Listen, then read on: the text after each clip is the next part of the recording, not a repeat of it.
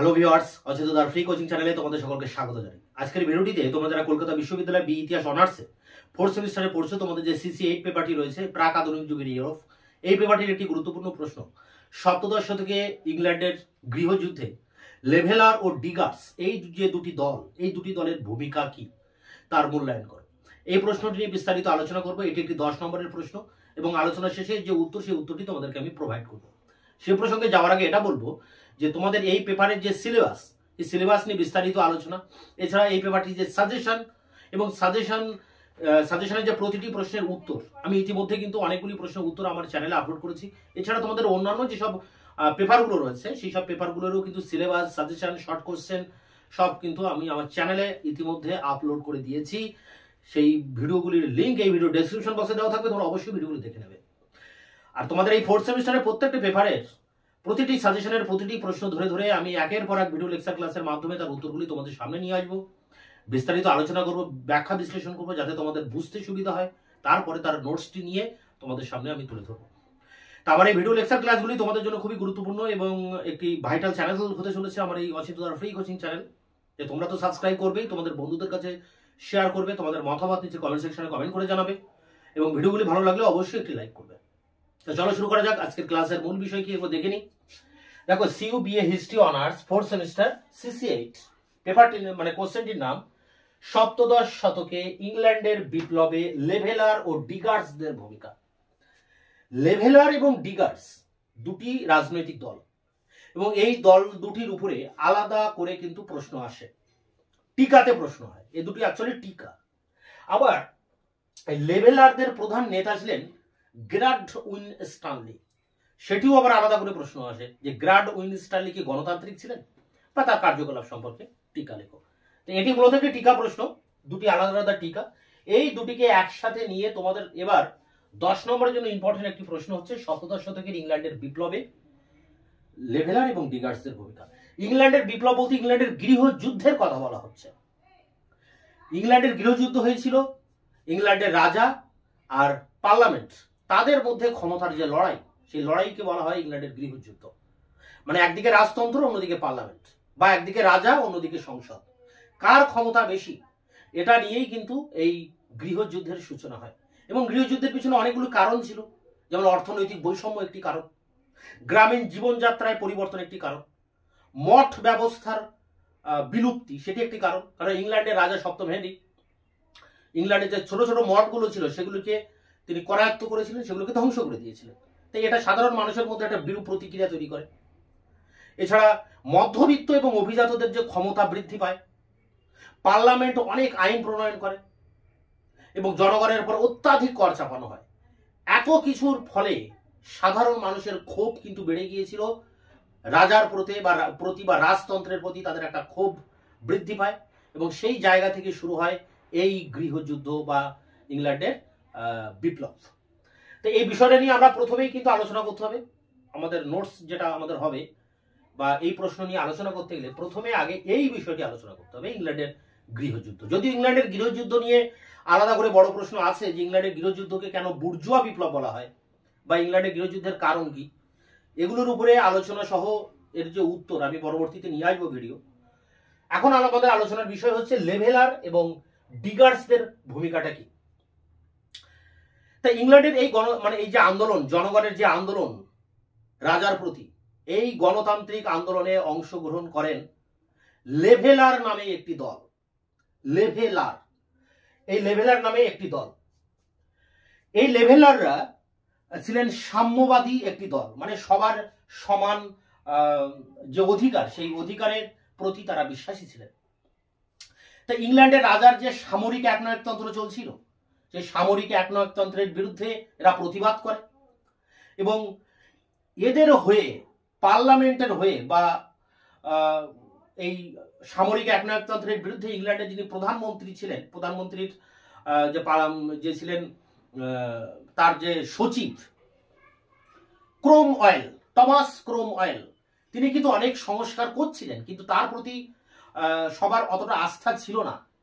এর ফলে সরকারি চাকুরিজীবী এবং সাধারণ মানুষের ভিতর থেকে একটি আমূল সংস্কারবাদী দল গড়ে ওঠে, যার নাম হচ্ছে লেভেলার।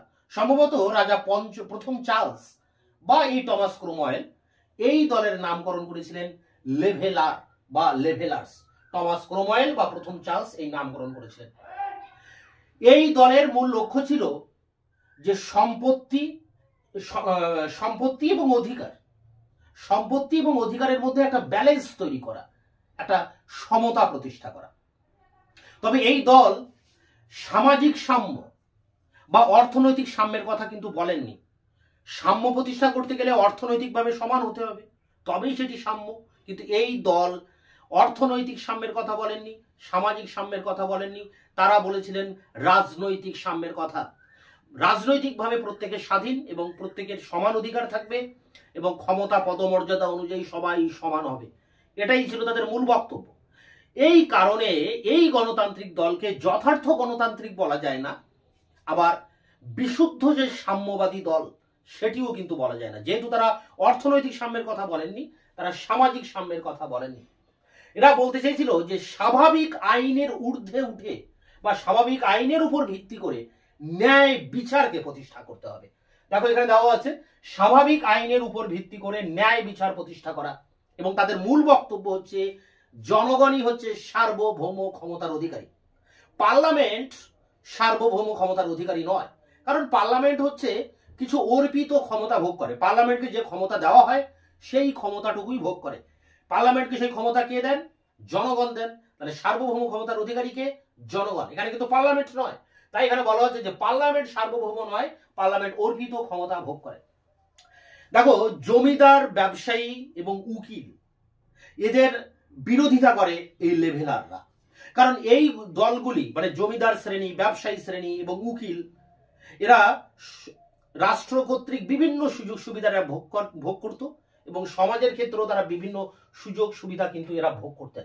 এই বিশেষ সুযোগ সুবিধার অবসান তারা ঘটাতে চেয়েছিলেন। তবে এখানে মনে রাখতে হবে এই দল অর্থনৈতিক এবং সামাজিক বৈষম্যের প্রতি তারা কিন্তু উদাসীন ছিলেন। তারা রাজনৈতিক স্বার্থের দ্বারা তারা মধ্যবিত্ত শ্রেণীর স্বার্থ রক্ষা করার কথা বলেছিলেন। এই লেভেলার দলটি কিন্তু গড়ে ওঠে মধ্যবিত্ত শ্রেণীর ভিতর থেকে। তাই তাদের প্রধান উদ্দেশ্য ছিল এই মধ্যবিত্ত শ্রেণীর রাজনৈতিক ক্ষমতাকে প্রতিষ্ঠিত করা। তাই তারা রাজনৈতিক সাম্যের কথা বলে, তারা অর্থনৈতিক বা সামাজিক সাম্যের কথা বলেনি। তাই এদেরকে সাম্যবাদী বলা চলে না। তাই এই দলটি ছিল একটি ব্যক্তি স্বাতন্ত্র্যবাদী উদারবাদী দল। এই বিষয়টা নিয়ে কিন্তু আমাদের এই ইংল্যান্ডের বিপ্লব নিয়ে আলোচনা করার পর এই লেভেলার সম্পর্কে এই বক্তব্যগুলো কিন্তু আলোচনা করতে হবে। এরপরে আসছি যে লেভেলারদের প্রধান নেতা কে ছিলেন। লেভেলারদের প্রধান নেতা ছিলেন লিলবার্ন। দেখো এখানে দেওয়া আছে লেভেলারদের প্রধান নেতা ছিলেন লিলবার্ন। তিনি জনসাধারণের স্বাধীনতার উপর গুরুত্ব আরোপ করেছিলেন এবং জনগণের সমর্থনের কথা বলেছিলেন। অন্যরা যেখানে পার্লামেন্টের সমর্থনের কথা বলেন সেখানে কিন্তু লিলবার্ন জনগণের সমর্থনের কথা বলেছিলেন। এই জন্য ইংল্যান্ডের সাধারণ মানুষের মধ্যে তার জনপ্রিয়তা তুমুলভাবে বেড়ে যায়। তিনি বলতেন যে সকল মানুষ সমান, কেউ ক্ষমতা বা পদমর্যাদা অনুযায়ী বেশি নয় কম নয়, ক্ষমতা পদমর্যাদা অনুযায়ী সবাই সমান এবং জনগণই হচ্ছে শাসন ক্ষমতার উৎস। এই কথা তিনি বলছেন। এক্ষেত্রে তিনি একটি লিখিত সংবিধানের কথা বলেন, কারণ লিখিত সংবিধান থাকলে পার্লামেন্ট সেই আইনকে অমান্য করতে পারে না। তাই তারা একটা লিখিত সংবিধানের দাবি করেন এবং তিনি লিনবার্ন এও বলেন যে জনগণের কিন্তু বিদ্রোহ করার ক্ষমতা থাকবে এবং সেই ক্ষমতা থাকবে আইনগতভাবে, এবং এটাই হচ্ছে সামাজিক চুক্তি। মানে এই যে সংবিধান একটা জনগণের জন্য রচিত হবে, সেই সংবিধানটা হবে একটা সামাজিক চুক্তির শামিল। সেই টমাস হবসের যে লেভিয়াথান গ্রন্থে যে সামাজিক চুক্তির মাধ্যমে রাষ্ট্রের উৎপত্তি হয়, যে কথা আমরা পল সায়েন্সে বলি, সেই সামাজিক চুক্তির সাথে তুলনা করছেন তিনি এই জনগণের সংবিধানকে। তো এই বিষয়টা মাথায় রাখতে হবে। তা যাই হোক, একটা সময় এই লিলবার্নের এই আন্দোলন চলাকালীন যে টমাস ক্রোমওয়েল, ইংল্যান্ডের যে একজন সংস্কারবাদী প্রধানমন্ত্রী, তিনি কিন্তু ক্ষমতায় প্রতিষ্ঠিত হন এবং তিনি একে একে শাসন ক্ষমতা নিজের হাতে নিয়ে আসেন। ঠিক এই সময় এই লেভেলারদের যারা নেতারা ছিলেন তাদেরকে কারারুদ্ধ করা হয় এবং লিলবার্নেরও মৃত্যু হয়। এর ফলে এই লেভেলার দলটি কিন্তু আস্তে আস্তে স্তিমিত হয়ে যায়, মিশে যায় সাধারণ জনগণের মধ্যে। এই দলের আর অস্তিত্ব খুঁজে পাওয়া যায় না।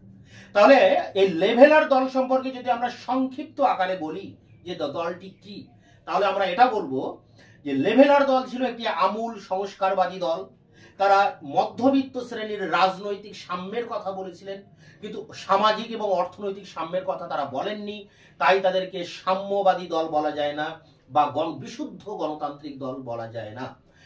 এই দল মধ্যবিত্ত শ্রেণীর যে রাজনৈতিক অধিকার সেটা প্রতিষ্ঠা করতে চেয়েছিলেন, এবং সেটা প্রতিষ্ঠা করতে গিয়ে তারা জমিদার শ্রেণী, তারা ব্যবসায়ী শ্রেণী বা তারা যে উকিল বা উকিল যারা বলা হয় যে আইনজীবী, তাদের যে বিশেষ অধিকার সেই অধিকারকে তারা খর্ব করতে চেয়েছিলেন।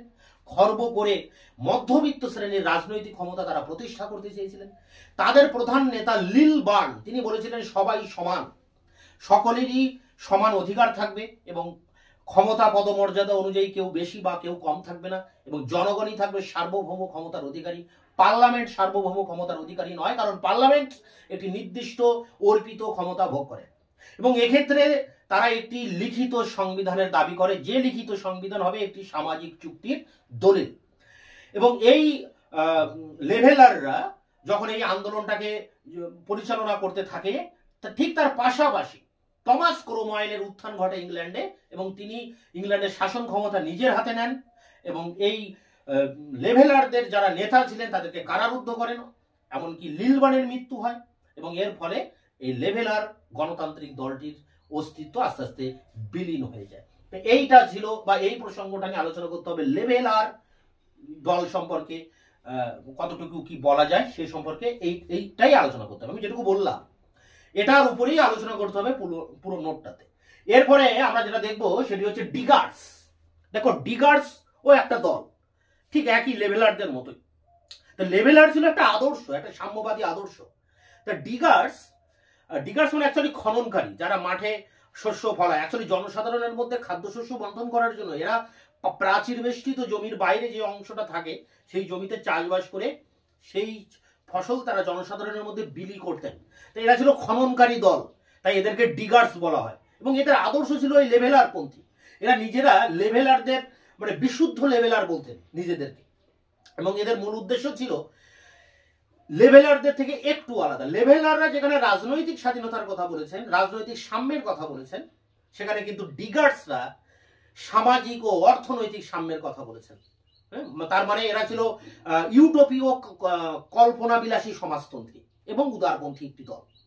তা এরাই ছিল একমাত্র বিশুদ্ধ সাম্যবাদী, কারণ এরাই চেয়েছিল যে সম্পত্তির সমান অধিকার থাকবে সবার, সম্পত্তি কারোর হাতে বেশি বা কারোর হাতে কম থাকবে না, এবং একটি সমবায় ভান্ডার তৈরি করা হবে, যে ভান্ডারে উৎপাদিত ফসল সেখানে জমা থাকবে এবং প্রত্যেকের প্রয়োজন মতো সেই জায়গা থেকে তারা ফসলটা নিয়ে ব্যবহার করতে পারবে। এবং জমির মালিকানা থাকবে সমষ্টিগত, কোনো ব্যক্তিগত মালিকানা থাকবে না, ইন্ডিভিজুয়ালি কিছু থাকবে না। কালেকটিভিজমের প্রতি তারা বিশ্বাসী ছিলেন, সমবায়ের মাধ্যমে তারা উৎপাদনে বিশ্বাসী ছিলেন, এবং এভাবে তারা সম্পত্তি একটা সাম্য মানে অর্থনৈতিক একটা সাম্য প্রতিষ্ঠা করতে চেয়েছিলেন। তাদের মতে যে সম্পত্তির যদি ব্যক্তিগত মালিকানা থাকে তবেই বৈষম্য সৃষ্টি হবে, এবং এই সম্পত্তির উপর দখলদারিকে কেন্দ্র করে একজন মানুষ আরেকজন মানুষের উপর কর্তৃত্ব করে, একটা সাধারণ মানুষকে কৃতদাসে পরিণত করে। তাই এই অর্থনৈতিক সাম্য সবার আগে প্রতিষ্ঠা করা দরকার। এ কথা কারা বলছেন? এই লেভেলাররা বলছেন। এবং এই জন্য লেভেলাররা সমষ্টিগত মালিকানার উপরে কিন্তু জোর দিয়েছিলেন। এছাড়া দেখো, তারা এও বলছেন যে একটি সাধারণ ভান্ডার প্রতিষ্ঠা করতে হবে, ক্রয় বিক্রয়ের মাধ্যমে এই যে অর্থনৈতিক শোষণ সেই শোষণটাকে বন্ধ করতে হবে। কিন্তু জমিগুলো ছিল কাদের হাতে? জমিদারদের হাতে।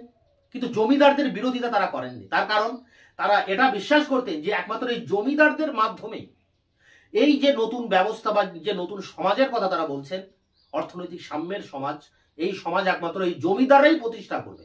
এই জন্য জমিদারদের বিরোধিতা করেননি। যাজকদের বিরোধিতা বা সমালোচনা করলেও তারা আন্তরিকভাবে কিন্তু ধর্ম বিরুদ্ধে কোনো আচরণ করেননি, বা তারা ধর্মপরায়ণ ছিলেন। যীশু খ্রিস্টকে তারা বলতেন যে শ্রেষ্ঠ সাম্যবাদী, কারণ যীশু খ্রিস্টের চোখে সবাই কিন্তু সমান ছিল। তা এই বিষয়টা নিয়ে এই ডিগার্সদের নিয়ে মানে বিষয়ে প্রসঙ্গে আলোচনা করতে হবে। তাহলে ডিগার্স আর লেভেলার্স দুটি দলের মধ্যে ডিফারেন্স কোথায়?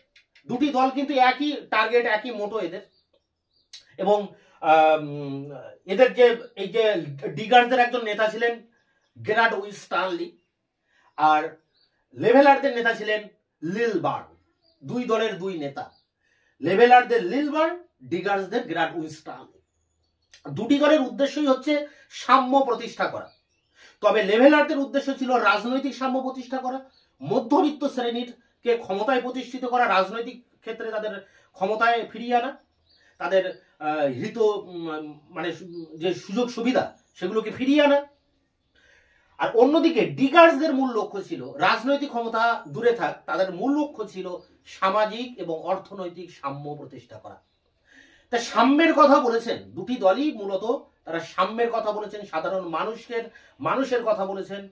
সাধারণ মানুষ, তাদের দুটি দলেরই মূল উদ্দেশ্য ছিল যে সাধারণ মানুষই হচ্ছে সার্বভৌম ক্ষমতার অধিকারী এবং সকলেই সমান, সকলেরই ব্যক্তি স্বাধীনতা আছে, সম্পত্তির উপর যৌথ মালিকানা প্রতিষ্ঠা করতে হবে, ব্যক্তিগত মালিকানা থাকবে না। ব্যক্তিগত মালিকানার জন্যই সমাজে যত অসাম্য, যত দুর্নীতি, মানুষ হিতদাসে পরিণত হচ্ছে। তাই এই ব্যক্তিগত মালিকানার অবসান ঘটিয়ে একটি সামাজিক সাম্য প্রতিষ্ঠা করতে হবে, অর্থনৈতিক সাম্য প্রতিষ্ঠা করতে হবে, একটি সাধারণ ভান্ডার তৈরি করতে হবে, যে ভান্ডারে সমস্ত সম্পদ এসে জমা হবে, সেখান থেকে প্রতিটি মানুষ তার ব্যক্তিগত প্রয়োজন অনুযায়ী সম্পদ ব্যবহার করতে পারবে। তাই এই সমষ্টি কেন্দ্রিক যে উৎপাদন, সেই উৎপাদনের কথা বলেছিলেন। জমির উপরে ব্যক্তিগত মালিকানার পরিবর্তে তারা সমষ্টিগত মালিকানার কথা বলেছিলেন। তাই সভ্যতার সাথে ইংল্যান্ডের গৃহযুদ্ধে এই দুটি দল কিন্তু ব্যাপক সাড়া জাগিয়েছিল, এই লেভেলার এবং ডিগার্স। তো এই দুটি প্রশ্ন বা এই দুটি যে পার্ট আছে প্রশ্নের উত্তরে, তোমরা আলাদা আলাদা করে পড়লেও এই দুটি কিন্তু একসাথে পরীক্ষা পড়তে পারে। আবার আলাদা করেও যদি 5 নম্বরের টিকাও দেয়, তোমরা কিন্তু আলাদা করে লিখতেও পারবে এবং উত্তরে সেইভাবে মেনশন করা থাকবে, প্রথমে লেভেলার, পরে ডিগার্স। তো চলো এবার শুরু করি আমাদের অন স্ক্রিনে এই নোটসটা নিয়ে আলোচনা। BA history honours 4th semester, CC 8, প্রশ্নমান 10। সপ্তদশ শতকে ইংল্যান্ডের বিপ্লবে লেভেলার ও ডিগার্ডদের ভূমিকার মূল্যায়ন করুন। উত্তরটি এইভাবে লিখবে। সপ্তদশ শতকে ইংল্যান্ডে যে সমস্ত ঘটনা ইউরোপে রাজনীতিকে ব্যাপকভাবে প্রভাবিত করেছিল, তার মধ্যে সর্বাধিক গুরুত্বপূর্ণ ঘটনা ছিল ইংল্যান্ডের গৃহযুদ্ধ। রাজতন্ত্র ও পার্লামেন্ট, পরবর্তীকালে রাজা ও সংসদের যৌথ বাহিনী ও সেনাবাহিনীর মধ্যে সংগঠিত গৃহযুদ্ধ একাধিক কারণে সংগঠিত হয়েছিল। অর্থনৈতিক বৈষম্য, মঠ ব্যবস্থার উচ্ছেদ, গ্রামীণ জীবনযাত্রার পরিবর্তন, অভিজাত মধ্যবিত্ত সম্প্রদায়ের ক্ষমতা বৃদ্ধি, পিউরিটানদের সংখ্যা বৃদ্ধি, সর্বোপরি মূল্যবৃদ্ধি ও অধিক মাত্রায় কর এবং পার্লামেন্ট প্রণীত আইন রাজতন্ত্রের বিরুদ্ধে জনগণের ক্ষোভকে বাড়িয়ে দিয়েছিল, যার চরম পরিণতি ইংল্যান্ডের গৃহযুদ্ধ। পরের প্যারা, সপ্তদশ শতাব্দীতে ইংল্যান্ডের গণতান্ত্রিক আন্দোলনের সর্বাপেক্ষা উল্লেখযোগ্য অংশগ্রহণ করে লেভেলার্স নামে একটি আমূল সংস্কারবাদী দল।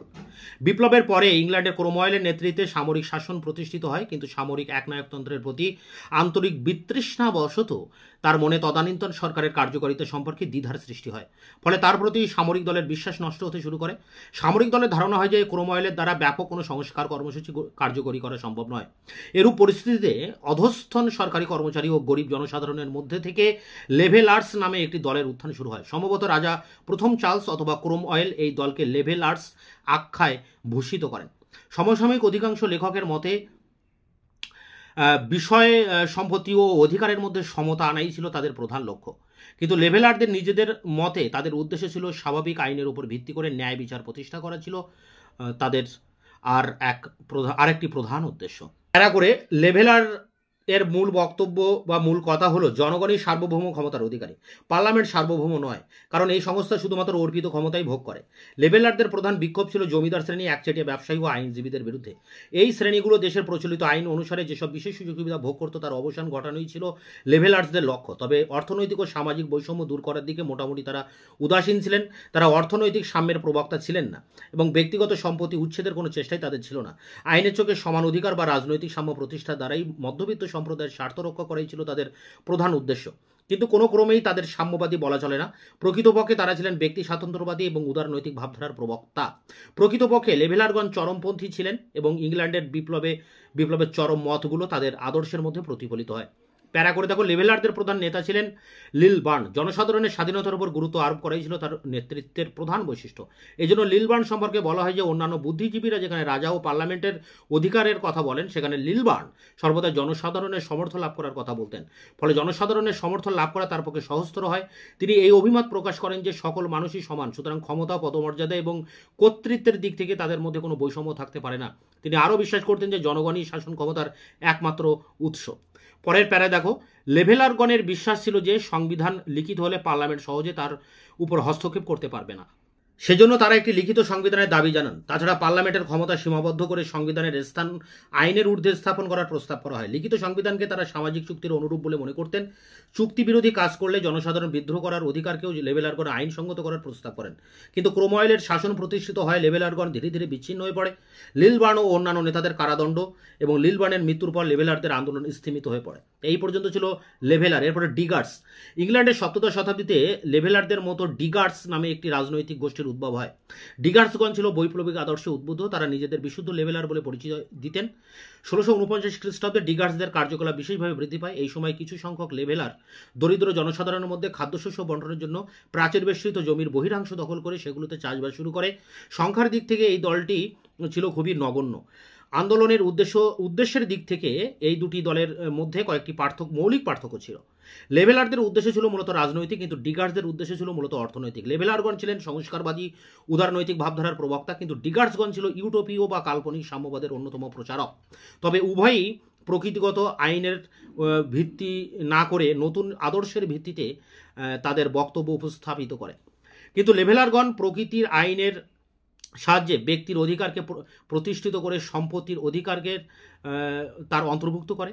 অপরদিকে ডিগার্সগণ স্বাভাবিক আইনের ভিত্তিতে সমষ্টির অধিকার রচনা, জমি ও তার উৎপন্নের উপর সমষ্টির মালিকানার কথা 17 শতাব্দীতে প্রথম উচ্চারণ করে।